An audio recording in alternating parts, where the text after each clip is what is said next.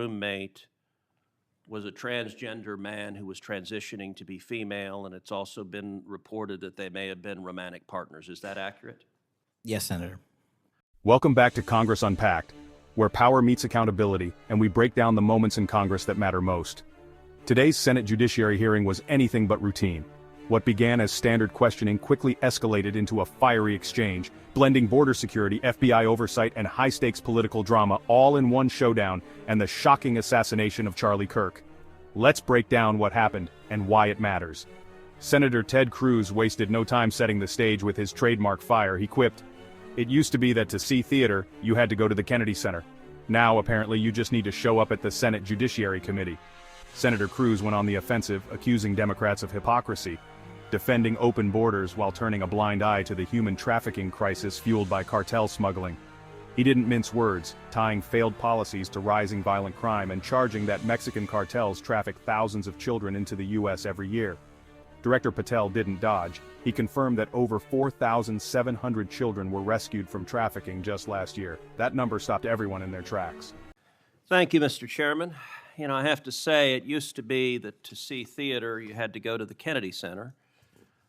Now, apparently, you need only go to the Senate Judiciary Committee and see our Senate Democrats berating the director of the FBI, which, okay, it's not, partisan politics is not new in the United States Congress. But what is remarkable is what Senator Booker was berating Director Patel about. He wasn't berating him for failing to do his job, but rather he was furious for Director Patel for successfully doing his job.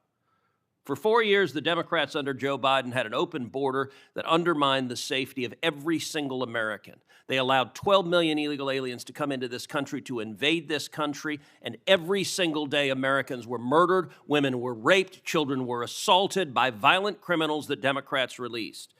Now, Director Patel, I found Senator Booker's questioning really bizarre. He asked you, have you reassigned FBI agents from human trafficking to immigration issues? Director Patel, are the Mexican cartels that are bringing people illegally into this country engaged in human trafficking? Yes, sir. What the hell does it mean to reassign someone from human trafficking to immigration? The greatest human trafficking in the world has been over the last 4 years at our southern border. It is modern-day slavery that the Democrats still defend. They still defend those open borders. Mr. Patel, he also said, did you reassign FBI agents from protecting children to immigration? How many children have you found that were victimized by the open borders of the previous administration? 4,700. 4,700. And yet, oddly, I don't hear a Democrat here saying, gosh, thanks for protecting those kids. 35% increase year-to-date last year. Then things escalated. Senator Cruz shifted focus to the assassination of Charlie Kirk, calling it a politically motivated murder. He praised the FBI for moving fast, arresting the suspect just 33 hours after the killing, but blasted activists and educators who he claimed nearly celebrated Kirk's death. Cruz drew a sharp line. Free speech is one thing, but violence is another. Charlie Kirk was assassinated. He was assassinated because of his political views.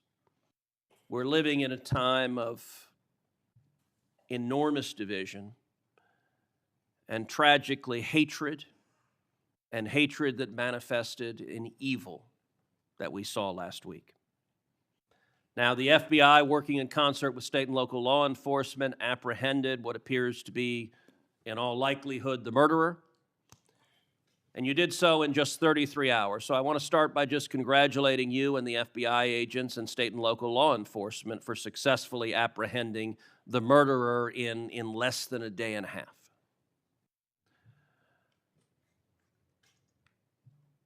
In the wake of that assassination, we have seen far too many people on the left celebrating the assassination. We've seen Democrats, we've seen activists, cheering it on. We've seen tragically teachers in high schools, teachers in elementary schools, university professors cheering on the murder of Charlie Kirk. You and I both knew Charlie well.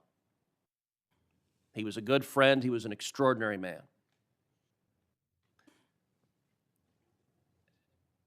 And I will say there's a great deal of discussion about what to do about it. Under our Constitution, under the Bill of Rights, the First Amendment, speech is protected. And that's true even for vile speech. Someone can stand up and say the most hateful thing, and it's protected by the First Amendment. Nazis and Klansmen can march in the streets, and even though their speech is bigoted and horrible and racist, the First Amendment protects it. Conduct, however, is not protected by the First Amendment, particularly conduct that is violent. Violent conduct that is threatening others, that is harassing others, that is injuring, or in this case, murdering others, is most assuredly not protected by the First Amendment. And so I would encourage you and the FBI to focus on conduct. Now, speech can guide you to those engaged in conduct. He pressed Patel further, demanding answers about online chat groups that may have known about the attack before it happened. Patel confirmed the FBI is digging in, tracing connections, tracking networks, and looking for possible accomplices. Even more disturbing, Cruz brought up reports of bullet casings engraved with Antifa and LGBT slogans. Patel said investigators are still chasing down those leads. And I will say one question that I have and many have, and I recognize this is an ongoing investigation, so I don't want you to say anything that would compromise the investigation. But what can you tell us at this point about what evidence there exists of other individuals who may have had prior knowledge of this assassin's plans to murder Charlie Kirk on September 10th?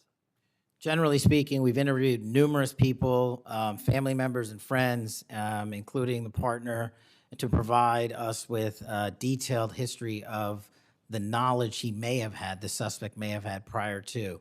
We're still mapping out who, if anyone, was involved as an accomplice.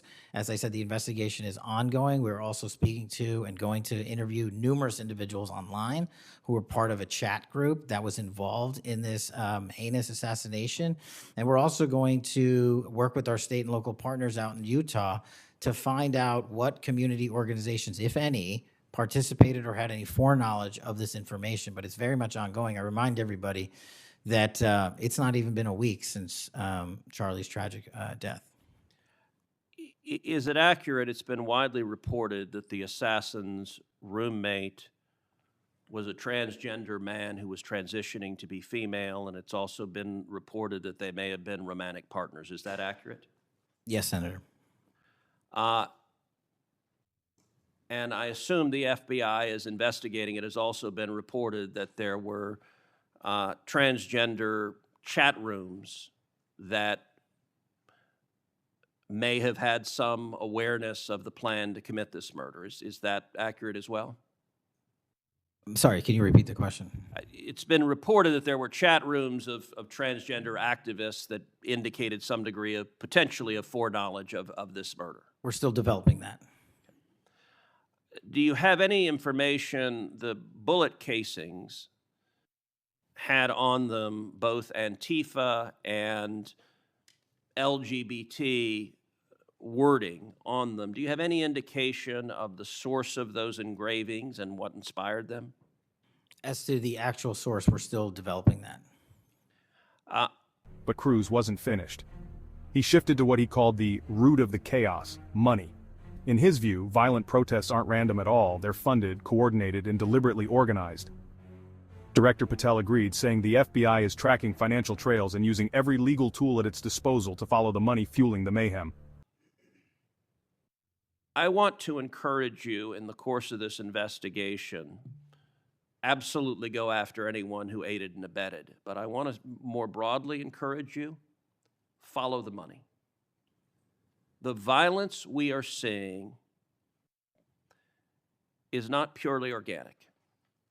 There is, I believe, significant money that is spreading dissension, that is spreading violence. Antifa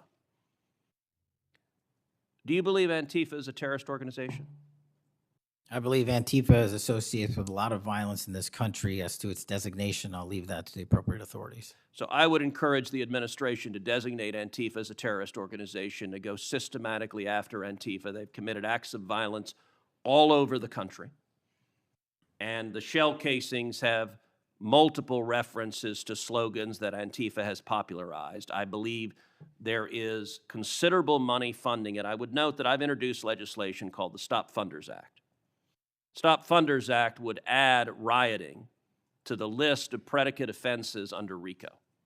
I believe the money should be tracked and prosecuted under RICO, and both the Antifa and Black Lives Matter riots of a couple of years ago and the pro-open border riots in Los Angeles and other cities of this past year, I believe there was significant money behind those riots. I'm not the only person who noticed at the anti-Semitic protests and violent protests on college campuses that many of the tents all matched.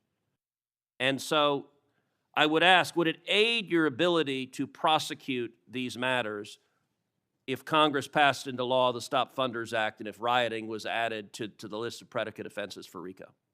Yes.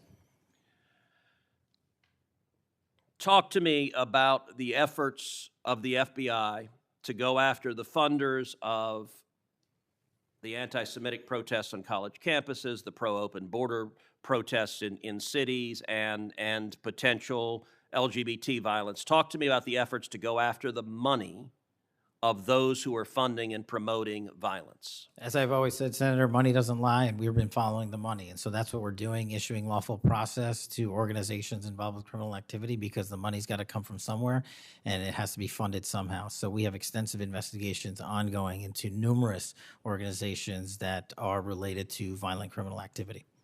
Cutting off the money will make America much safer, and that is the core job of the FBI, and I thank you for doing your job. Senator Padilla. As the hearing wrapped, one thing was clear. This isn't politics as usual. From border chaos to political violence, the stakes couldn't be higher. For the real story beyond the headlines, hit subscribe and join the conversation in the comments, because America's future may depend on it.